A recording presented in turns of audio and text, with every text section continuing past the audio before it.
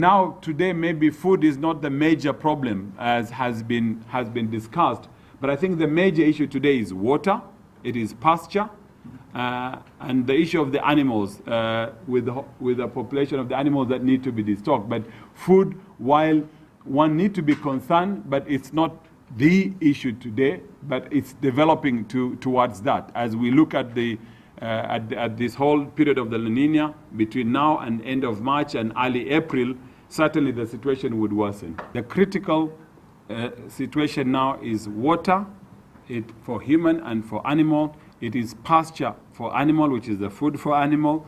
For human beings, we are saying that food, the situation is worsening. We have seen crop failure, but we know previously for the farming communities, there were good harvest, if not bumper, in 2009 to 10. We are saying between now and April, the situation would worsen, and there would be need for food intervention even at that time.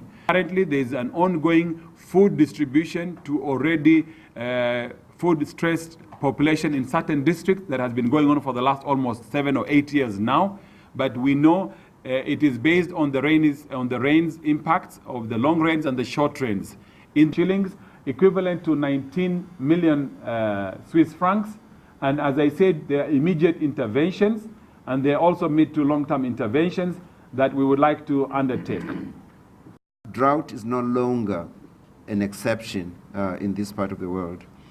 It is now a structural issue. If you notice, droughts are much more frequent now. They're much more severe, and they last longer. And they affect not just Kenya, but also the neighboring countries like Somalia, southern Ethiopia, southern Sudan, and Uganda. So we can no longer, every cycle, respond to it as an emergency. We need to make structural investments to deal with these issues so that we can prepare and we can anticipate. It's very important that we intervene immediately to save lives and to save livelihoods. But it's also equally important that we encourage government and partners to start making long-term investments and approach this as a structural issue, not as an emergency that comes up every drought cycle. Small and medium-scale natural disasters affecting increasing numbers of people and increasing cyclical disasters such as drought. And if there's a strong message coming out of the sector, it's don't wait for these emergencies to happen, but invest as much as possible in preparing for them.